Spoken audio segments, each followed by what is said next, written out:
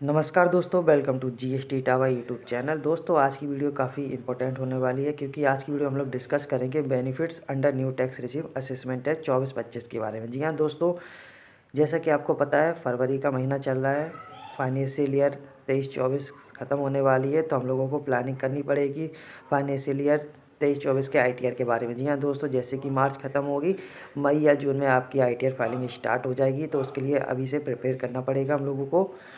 तो दोस्तों आज बेनिफिट्स के बारे में बात करेंगे, साथ में बात करेंगे ओल्ड रिजीम और न्यू टैक्स रिजीम में आपको कौन सी टैक्स रिजीम में आपको बेनिफिट है।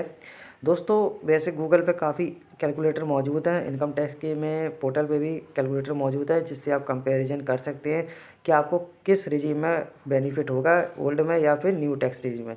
दोस्तों लास्ट वीडियो मैंने इसके ऊपर बनाई थी कि आपको किस स्कीम में बेनिफिट होगा, सेल्फ कैलकुलेशन करके बताया था कि आप घर बैठे खुद कैलकुलेशन कैसे कर सकते हैं। उसका लिंक मैं डिस्क्रिप्शन में दे दूंगा, उस वीडियो में जाके आप देख सकते हैं और आपको पूरी ज्ञान उसमें हो जाएगा। तो दोस्तों आज की वीडियो बात करेंगे बेनिफिट न्यू टैक्स रिजीम के बारे में। जैसा कि आपको पता है असेसमेंट है 24-25 की आईटीआर जब आप फाइल करेंगे तो बाय डिफ़ॉल्ट वो न्यू टैक्स रिजीम में ओपन होगा आपका फॉर्म। अगर आपको ओल्ड टैक्स रिजीम में जाना है तो आपको ऑप्शन चूज़ करना पड़ेगा, तब आप ओल्ड टैक्स रिजीम में जाएंगे। वैसे by default new tax regime में आपका फॉर्म ओपन होगा इस बार। दोस्तों पहले हमने इसमें वैसे 7 पॉइंट कवर करे हैं दोस्तों, देख सकते हैं आप स्क्रीन पे। एक एक करके हर पॉइंट को डिस्कस करेंगे डिटेल में, ठीक है। तो बने रहिए मेरे साथ वीडियो में एंड तक जिससे आपको वीडियो पूरी जानकारी मिल सके। और अभी तक आपने हमारे चैनल को सब्सक्राइब नहीं करा है तो प्लीज़ चैनल को सब्सक्राइब कर लें, बेल आइकन प्रेस कर लें, जिससे आपको जीएसटी इनकम टैक्स की regular update time to time मिलती रहे। तो दोस्तों सबसे पहला पॉइंट है basic exemption limit increase 3 lakh. दोस्तों अभी तक जो ओल्ड टैक्स रिजीम थी उसमें आपको 2.5 लाख तक की लिमिट मिलती थी बेसिक एग्जाम्पशन लिमिट की। न्यू टैक्स रिजीम में आपको 3 लाख की बेसिक एग्जाम्पशन लिमिट है। और स्लैब रेट की बात करें तो दोस्तों न्यू टैक्स रिजीम में सभी के लिए स्लैब रेट सेम है। Senior citizen, non senior citizen और सुपर सीनियर सिटीजन सभी के लिए टैक्स रिजीम सेम है, पर आपको ओल्ड टैक्स रिजीम में यहाँ पे स्लैब रेट अलग अलग देखने को मिलते हैं, ठीक है। Non senior citizen, senior citizen और सुपर सीनियर सिटीजन सभी के लिए अलग अलग आपको देखने को मिलते हैं। तो दोस्तों दूसरा पॉइंट है standard deduction 50,000 for salary person and pensioner.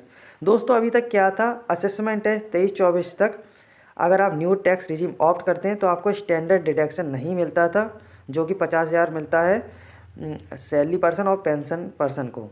तो अब की बार दोस्तों असेसमेंट है 24-25 का जब आप आईटीआर फाइल करेंगे तो उसमें आपको स्टैंडर्ड डिडक्शन सैलरी के ऊपर, साथ में पेंशन के ऊपर भी स्टैंडर्ड डिडक्शन 50,000 तक का मिलने वाला है, जो कि बहुत बड़ा फ़ायदा है दोस्तों न्यू टैक्स रिजीम वालों को असेसमेंट है 24-25 में। तो तीसरा पॉइंट है दोस्तों deduction for family pension 15,000 one half थी अमाउंट ऑफ विच एवरेज ले। दोस्तों अभी तक क्या था, असेसमेंट है 23-24 में आपकी family pension income from other sources में तो ऐड हो जाती थी, पर आपको अलग से उसका कोई बेनिफिट नहीं मिलता था, कोई डिडक्शन नहीं मिलता था। अब इसमें आपको दोस्तों 15,000 तक का डिडक्शन मिलेगा, ठीक है। साथ में अगर आपका 15,000 या फिर अमाउंट का 1/3 जो भी लेस कम होगा वो आपको मिल जाएगा फैमिली पेंशन में। दोस्तों फैमिली पेंशन और पेंशन अलग अलग होती है। जो पेंशन होती है वो आपकी सैलरी के हेड में जाती है और जो फैमिली पेंशन होती है वो आपके इनकम फ्रॉम अदर सोर्सेज के हेड में जाती है।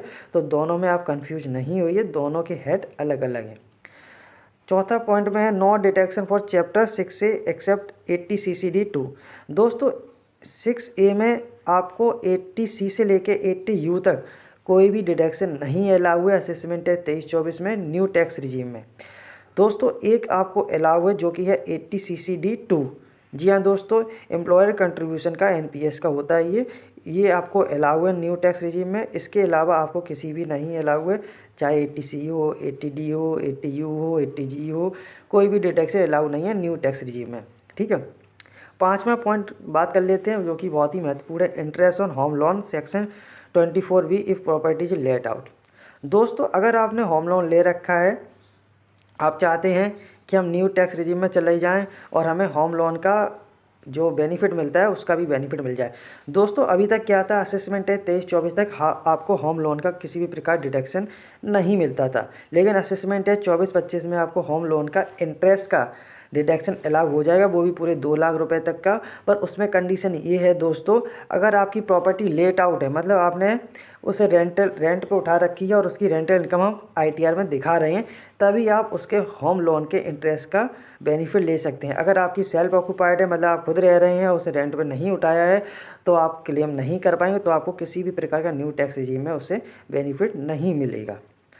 छठा पॉइंट है दोस्तों, carry forward of share market loss से allow but house property loss can not be carry forward. दोस्तों अभी तक क्या था, आप 8 साल तक अपने शेयर मार्केट के लॉसेस को कैरी फॉरवर्ड कर सकते थे ओल्ड रिजीम में। इस बार आपको क्या है, न्यू टैक्स रिजीम में भी आप शेयर मार्केट के लॉसेस को कैरी फॉरवर्ड कर सकते हैं नेक्स्ट 8 ईयर तक। पर दोस्तों अगर आप हाउस प्रॉपर्टी का लॉस है आपको, उसे कैरी फॉरवर्ड आप करना चाहते हैं, तो वो आप न्यू टैक्स रिजीम में नहीं कर पाएंगे दोस्तों। मान लीजिए असेसमेंट है 23-24 में, आपने ओल्ड रिजीम में अपनी टैक्स फाइलिंग करी थी और साथ में अपना हाउस प्रॉपर्टी को लॉस का कैरी फॉरवर्ड करा था, असेसमेंट है 23-24 में, उसे आप 24-25 में भी कैरी फॉरवर्ड करना चाहते हैं, तो आपको ओल्ड टैक्स रिजीम में जाना पड़ेगा। न्यू टैक्स रिजीम में house property loss carry forward का ऑप्शन किसी भी प्रकार का नहीं है। 7वां पॉइंट है, rebate section 87A increase to 7 lakh. दोस्तों लास्ट ईयर असेसमेंट है 23-24 में, जो हमारी न्यू टैक्स रिजीम की रिबेट थी वो 5 लाख रुपए तक थी अंडर सेक्शन 87A, मतलब 5 लाख तक आपकी अगर इनकम होती है तो उसमें कोई टैक्स नहीं लगता था अभी तक।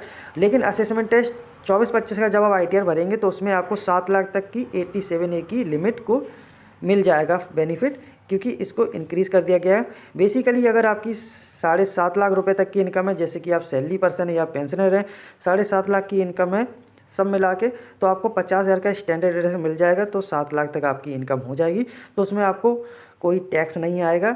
इसका बेनिफिट ये है दोस्तों, आपको किसी भी प्रकार कोई इन्वेस्टमेंट की ज़रूरत नहीं पड़ेगी न्यू टैक्स रिजीम में, अगर आपकी 7.5 लाख तक की भी इनकम होती है। तो ये दोस्तों बेसिक 7 पॉइंट थे जो बेनिफिट थे न्यू टैक्स रिजीम में असेसमेंट 24-25 में। अगर आपको कोई भी इसमें डाउट हुआ है तो आप हमें कमेंट बॉक्स में लिखकर पूछ सकते हैं, हम उसका बिल्कुल रिप्लाई करेंगे। ऐसी वीडियो को देखने के लिए हमारे चैनल को सब्सक्राइब कर लें, बेल आइकन प्रेस कर लें, जिससे आपको GST इनकम टैक्स की regular update time to time मिलती रहे। थैंक यू फॉर वॉचिंग दोस्तों।